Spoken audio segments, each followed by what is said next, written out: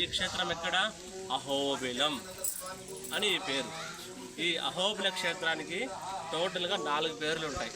చాలామందికి అహోబిలం తెలుసు, సింగవేలి గుండ్రం తెలుసు. తెలుగులో అహోబిలం అని అంటారు. అహోబిలం అంటే అహో అంటే ఆశ్చర్యం, బిలం అంటే గృహ. ఆ పేరు అహోబిల క్షేత్రం ఏ గుడి అంటే ఇదే అహోబిలం. ఒక పేరు అయితే సింగవేలి కుండ్రం అంటారు. సింగవేలి కుండ్రం ఎవరు చెప్పారా ఆ పేరు? తిరుమంగ్యాల వారు. ఈ క్షేత్రంగా ఆయన వచ్చాడు. ఆయన అంతా మహాలక్ష్మి పాడినంతా దైవవన్న సెల్లవన్న సింగవేలి కుండ్రం నమ్ముడి పెరుమాల్ అని చెప్పినాడు. ఇది రెండో పేరు. ఒక పేరు వచ్చేసి అహోబలేశ్వరుడు అని స్వామిని పిలుచుకుంటారు.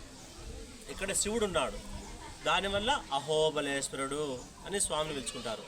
తెలుసా, మాకెళ్ళి పేర్లు ఉంటాయి. నరసింహ కాకుండా ఓబులేసు, ఓబుల్ రెడ్డి, కొండారెడ్డి, ఆ విధంగా పేర్లు ఉంటాయి మాకెళ్ళి.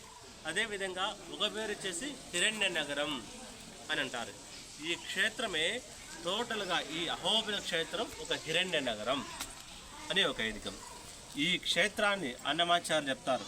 ఈ 9 నవనారసింహులకు శ్లోకలా భావించి చెప్పారు. జ్వాల అహోబిల మాలోల క్రోడకారంచ భార్గవాహ యోగానంద ఛత్రవట పావన నవమూర్తయ. ఇది శ్లోకం. అదేవిధంగా అన్నమాచార్యులు కీర్తన పాడారు. ముక్కోడి దేవతలు ఆరాధించిన క్షేత్రమే అహోబిలం. హరి నిజ నిలయం అహోబిలం, హరిని సేవించరు అహోబిలం అని చెప్తారు అన్నమాచార్యులు. ఆ విధంగా ఆ ముక్కోడి దేవతలే ఈ బిలంలో అందరూ తపస్సు చేశారు, అందరూ పూజించారు స్వామిని. స్వామి ఎంత బలం, ఎంత శక్తి అనే ఒక శ్లోకం పాడారు. ఎవరు పాడారు? ముక్కోడి దేవతలే.